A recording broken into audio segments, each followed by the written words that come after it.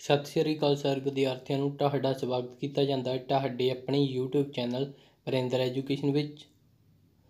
ਅੱਜ ਅਸੀਂ ਬਹੁਤ ਹੀ ਮਹੱਤਵਪੂਰਨ ਟੌਪਿਕ ਭਾਰਤ ਦੀ ਵਿਦੇਸ਼ੀ ਨੀਤੀ ਅਤੇ ਪੰਚਸ਼ੀਲ ਦੇ ਸਮਝੌਤੇ ਬਾਰੇ ਪੜ੍ਹਾਂਗੇ। ਤਾਂ ਵੀਡੀਓ ਸ਼ੁਰੂ ਕਰਦੇ ਹਾਂ। ਸਭ ਤੋਂ ਪਹਿਲਾਂ ਆਪਾਂ ਦੇਖਦੇ ਹਾਂ ਕਿ ਜਿਹੜੀ ਵਿਦੇਸ਼ੀ ਨੀਤੀ ਹੈ ਉਹ ਕੀ ਹੈ। ਆਧੁਨਿਕ ਸਮੇਂ ਵਿੱਚ ਕੋਈ ਵੀ ਦੇਸ਼ ਪੂਰੀ ਤਰ੍ਹਾਂ ਆਤਮ ਨਿਰਭਰ ਨਹੀਂ। ਹਰੇਕ ਦੇਸ਼ ਆਪਣੀਆਂ ਲੋੜਾਂ ਪੂਰੀਆਂ ਕਰਨ ਲਈ ਕਿਸੇ ਦੂਜੇ ਦੇਸ਼ ਉੱਪਰ ਨਿਰਭਰ ਕਰਦਾ ਹੈ। ਅਜਿਹੀ ਹਾਲਤ ਵਿੱਚ ਹਰੇਕ ਦੇਸ਼ ਇੱਕ ਦੂਜੇ ਨਾਲ ਸੰਬੰਧ ਕਾਇਮ ਕਰਦੇ ਹਨ। ਇਹਨਾਂ ਸੰਬੰਧਾਂ ਨੂੰ ਆਪਾਂ ਕਹਿੰਦੇ ਹਾਂ ਕਿ ਵਿਦੇਸ਼ੀ ਸੰਬੰਧ। ਕਿਸੇ ਦੇਸ਼ ਵੱਲੋਂ ਵਿਦੇਸ਼ੀ ਸੰਬੰਧਾਂ ਨੂੰ ਚਲਾਉਣ ਲਈ ਅਪਣਾਈ ਗਈ ਜਿਹੜੀ ਨੀਤੀ ਹੁੰਦੀ ਆ ਉਹਨੂੰ ਆਪਾਂ ਬੋਲਦੇ ਹਾਂ ਵਿਦੇਸ਼ੀ ਨੀਤੀ।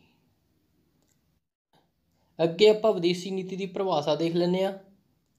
ਪਹਿਲੀ ਮਹੱਤਵਪੂਰਨ ਪਰਿਭਾਸ਼ਾ ਹੈਗੀ ਆ ਡਾਕਟਰ ਜੌਨਸਨ ਦੀ। ਉਹਨਾਂ ਦੇ ਅਨੁਸਾਰ ਵਿਦੇਸ਼ੀ ਨੀਤੀ ਮੁੱਖ ਰੂਪ ਵਿੱਚ ਵਿਦੇਸ਼ੀ ਸ਼ਕਤੀਆਂ ਸੰਬੰਧੀ ਸ਼ਾਸਨ ਦੀ ਕਲਾ ਹੈ। ਦੂਜੀ ਮਹੱਤਵਪੂਰਨ ਪਰਿਭਾਸ਼ਾ ਹੈਗੀ ਆ ਰੁਤਨਾਸਵਾਮੀ ਦੀ। ਉਹਨਾਂ ਦੇ ਅਨੁਸਾਰ ਵਿਦੇਸ਼ੀ ਨੀਤੀ ਉਹਨਾਂ ਸਿਧਾਂਤਾਂ ਤੇ ਵਿਵਹਾਰਾਂ ਦਾ ਸਮੂਹ ਹੈ ਜਿਨ੍ਹਾਂ ਅਨੁਸਾਰ ਇੱਕ ਰਾਜ ਆਪਣੇ ਵਿਦੇਸ਼ੀ ਸੰਬੰਧਾਂ ਦਾ ਸੰਚਾਲਨ ਕਰਦਾ ਹੈ। ਇਹ ਦੋਨੇ ਪਰਿਭਾਸ਼ਾ ਤੁਸੀਂ ਯਾਦ ਰੱਖਣੀਆਂ ਨੇ। ਇਹ ਕਥਨ ਦੇ ਰੂਪ ਵਿੱਚ ਵੀ ਤੁਹਾਨੂੰ ਐਗਜ਼ਾਮ ਦੇ ਵਿੱਚ ਪੁੱਛੀਆਂ ਜਾ ਸਕਦੀਆਂ ਨੇ। ਅੱਗੇ ਆਪਾਂ ਦੇਖਦੇ ਹਾਂ ਭਾਰਤ ਦੀ ਵਿਦੇਸ਼ੀ ਨੀਤੀ ਦੇ ਮਹੱਤਵਪੂਰਨ ਪਹਿਲੂ। ਭਾਰਤੀ ਸੰਵਿਧਾਨ ਦਾ ਆਰਟੀਕਲ 51 ਭਾਰਤ ਦੀ ਵਿਦੇਸ਼ੀ ਨੀਤੀ ਨਾਲ ਸੰਬੰਧਿਤ ਹੈ। ਇਹ ਜਿਹੜਾ ਆਰਟੀਕਲ ਆ ਤੁਸੀਂ ਯਾਦ ਰੱਖਣਾ, ਬਹੁਤ ਹੀ ਜ਼ਿਆਦਾ ਇੰਪੋਰਟੈਂਟ ਆ। ਇਸ ਦੇ ਵਿੱਚ ਆਪਣੇ ਕੋਲ ਪਹਿਲਾ ਪੁਆਇੰਟ ਹੈਗਾ ਗੁੱਟ ਨਿਰਲੇਪਤਾ। ਦੂਜੇ ਵਿਸ਼ਵ ਯੁੱਧ ਤੋਂ ਬਾਅਦ ਸੰਸਾਰ ਫਿਰ ਤੋਂ ਦੋ ਗੁੱਟਾਂ ਦੇ ਵਿੱਚ ਵੰਡਿਆ ਗਿਆ ਸੀ। ਇੱਕ ਗੁੱਟ ਦੀ ਜਿਹੜੀ ਅਗਵਾਈ ਸੀ ਉਹ ਰੂਸ ਕਰ ਰਿਹਾ ਸੀ ਅਤੇ ਦੂਜੇ ਦੀ ਅਮਰੀਕਾ। ਇਹਨਾਂ ਦੋਹਾਂ ਗੁੱਟਾਂ ਦੇ ਵਿਚਕਾਰ ਜਿਹੜਾ ਸ਼ੀਤ ਯੁੱਧ ਸੀ ਉਹ ਸ਼ੁਰੂ ਹੋ ਗਿਆ ਸੀ। ਅਜਿਹੇ ਸਮੇਂ ਦੇ ਵਿੱਚ ਭਾਰਤ ਨੇ ਇੱਕ ਵੱਖਰੀ ਨੀਤੀ ਅਪਣਾਈ ਸੀ ਜਿਹਨੂੰ ਆਪਾਂ ਗੁੱਟ ਨਿਰਲੇਪਤਾ ਦੀ ਨੀਤੀ ਬੋਲਦੇ ਹਾਂ। ਗੁੱਟ ਨਿਰਲੇਪਤਾ ਦੀ ਨੀਤੀ ਦੇ ਅਨੁਸਾਰ ਭਾਰਤ ਕਿਸੇ ਵੀ ਸੈਨਿਕ ਗੁੱਟ ਦੇ ਵਿੱਚ ਸ਼ਾਮਲ ਨਹੀਂ ਹੋਇਆ। ਦੂਜਾ ਪੁਆਇੰਟ ਹੈਗਾ ਸਾਮਰਾਜਵਾਦ ਅਤੇ ਬਸਤੀਵਾਦ ਦੀ ਵਿਰੋਧਤਾ। ਭਾਰਤ ਲੰਬੇ ਸਮੇਂ ਤੱਕ ਅੰਗਰੇਜ਼ਾਂ ਦਾ ਗੁਲਾਮ ਰਿਹਾ ਸੀ। ਉਸ ਦੀ ਜਿਹੜੀ ਨੀਤੀ ਸੀ ਉਹ ਸਾਮਰਾਜਵਾਦ ਅਤੇ ਬਸਤੀਵਾਦ ਦੇ ਵਿਰੋਧੀ ਸੀ। ਤੀਜਾ ਪੁਆਇੰਟ ਹੈਗਾ ਨਸਲਵਾਦ ਦੀ ਵਿਰੋਧਤਾ। ਭਾਰਤ ਦੇ ਆਜ਼ਾਦ ਹੋਣ ਤੋਂ ਪਹਿਲਾਂ ਭਾਰਤੀਆਂ ਨਾਲ ਭਾਰਤ ਵਿੱਚ ਅਤੇ ਵਿਦੇਸ਼ਾਂ ਦੇ ਵਿੱਚ ਨਸਲੀ ਵਿਤਕਰਾ ਸੀ ਜਿਹੜਾ ਕੀਤਾ ਜਾਂਦਾ ਸੀ। ਇਸ ਕਰਕੇ ਜਿਹੜੀ ਭਾਰਤ ਦੀ ਨੀਤੀ ਸੀ ਉਹ ਨਸਲਵਾਦ ਦੇ ਸਖਤ ਵਿਰੋਧੀ ਸੀ। ਚੌਥਾ ਪੁਆਇੰਟ ਹੈਗਾ ਸੰਯੁਕਤ ਰਾਸ਼ਟਰ ਸੰਘ ਦਾ ਸਮਰਥਨ।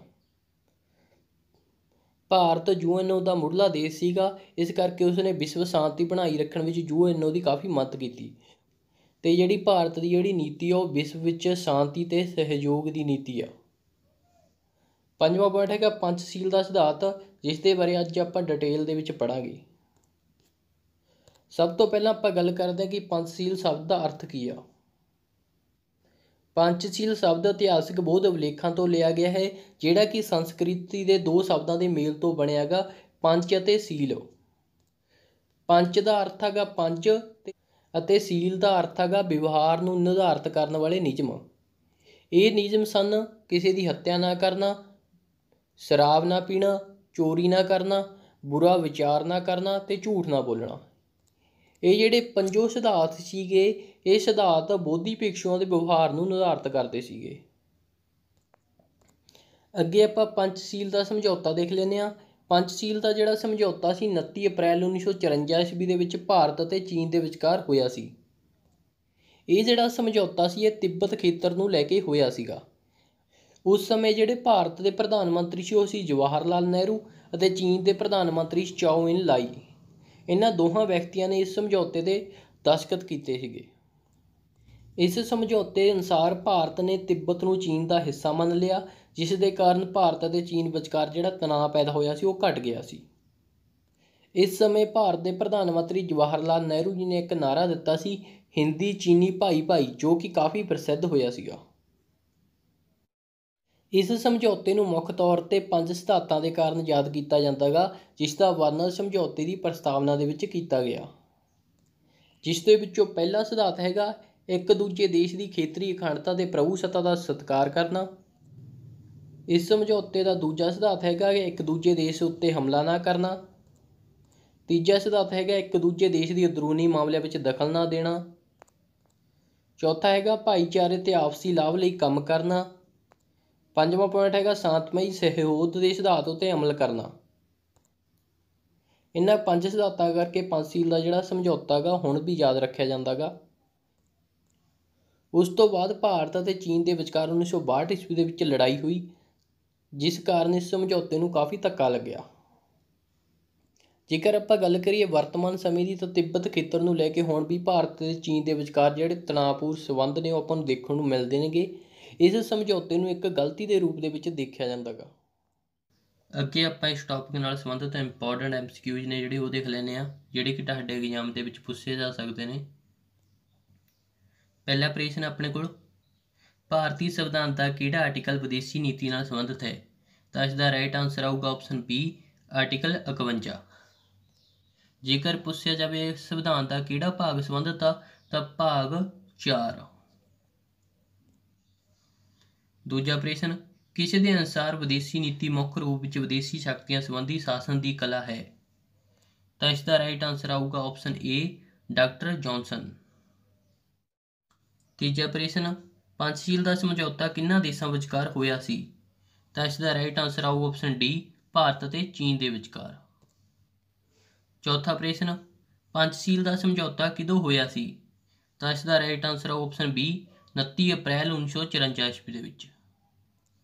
ਪੰਜਵਾਂ ਪ੍ਰਸ਼ਨ, ਪੰਚਸ਼ੀਲ ਦਾ ਸਮਝੌਤਾ ਭਾਰਤ ਅਤੇ ਚੀਨ ਦੇ ਵਿਚਕਾਰ ਕਿਸ ਖੇਤਰ ਨੂੰ ਲੈ ਕੇ ਹੋਇਆ ਸੀ? ਤਾਂ ਇਸ ਦਾ ਰਾਈਟ ਆਨਸਰ ਆਊ ਆਪਸ਼ਨ C, ਤਿੱਬਤ। ਛੇਵਾਂ ਪ੍ਰਸ਼ਨ, ਪੰਚਸ਼ੀਲ ਦਾ ਸਿਧਾਂਤ ਅਪਣਾਉਣ ਵਾਲੇ ਭਾਰਤ ਅਤੇ ਚੀਨ ਦੇ ਪ੍ਰਧਾਨ ਮੰਤਰੀ ਕੌਣ ਸੀ? ਤਾਂ ਇਸ ਦਾ ਰਾਈਟ ਆਨਸਰ ਆਊ ਆਪਸ਼ਨ C, ਜਵਾਹਰ ਲਾਲ ਨਹਿਰੂ ਤੇ ਚਾਓ ਇਨ ਲਾਈ। ਸੱਤਵਾਂ ਪ੍ਰਸ਼ਨ, ਸੰਯੁਕਤ ਰਾਸ਼ਟਰ ਸੰਘ ਦੀ ਮਹਾਸਭਾ ਨੇ ਕਦੋਂ ਪੰਚਸ਼ੀਲ ਦੇ ਸਿਧਾਂਤਾਂ ਨੂੰ ਮਾਨਤਾ ਦਿੱਤੀ? ਤਾਂ ਇਸ ਦਾ ਰਾਈਟ ਆਨਸਰ ਆਊ ਆਪਸ਼ਨ D, 14 ਦਸੰਬਰ 1959 ਈਸਵੀ ਦੇ ਵਿੱਚ। ਅੱਠਵਾਂ ਪ੍ਰਸ਼ਨ, ਭਾਰਤ ਕਿਸ ਦਾ ਕਠੋਰ ਵਿਰੋਧੀ ਹੈ? ਤਾਂ ਇਸ ਦਾ ਰਾਈਟ ਆਨਸਰ ਆਊ ਆਪਸ਼ਨ C, ਨਸਲਵਾਦ, ਸਾਮਰਾਜਵਾਦ ਅਤੇ ਬਸਤੀਵਾਦ ਦਾ। ਨੌਵਾਂ ਪ੍ਰਸ਼ਨ, ਭਾਰਤ ਦੀ ਵਿਦੇਸ਼ੀ ਨੀਤੀ ਦੀ ਮਹੱਤਵਪੂਰਨ ਵਿਸ਼ੇਸ਼ਤਾ ਹੈ? ਤਾਂ ਇਸ ਦਾ ਰਾਈਟ ਆਨਸਰ ਆਊ ਆਪਸ਼ਨ A, ਸ਼ਾਂਤੀ ਤੇ ਸਹਿਯੋਗ ਦੀ ਨੀਤੀ। 10ਵਾਂ ਪ੍ਰਸ਼ਨ, ਕਿਸ ਦੇ ਅਨੁਸਾਰ ਵਿਦੇਸ਼ੀ ਨੀਤੀ ਉਹਨਾਂ ਸਿਧਾਂਤਾਂ ਦੇ ਵਿਵਹਾਰਾਂ ਦਾ ਸਮੂਹ ਹੈ ਜਿਨ੍ਹਾਂ ਦੇ ਅਨੁਸਾਰ ਇੱਕ ਰਾਜ ਆਪਣੇ ਵਿਦੇਸ਼ੀ ਸੰਬੰਧਾਂ ਦਾ ਸੰਚਾਲਨ ਕਰਦਾ ਹੈ? ਇਸ ਦਾ ਰਾਈਟ ਆਨਸਰ ਆ ਆਪਸ਼ਨ A, ਰੁਤਨਾਸਵਾਮੀ। ਇਹ ਸੀ ਇਸ ਟੌਪਿਕ ਦੇ ਮਹੱਤਵਪੂਰਨ MCQs।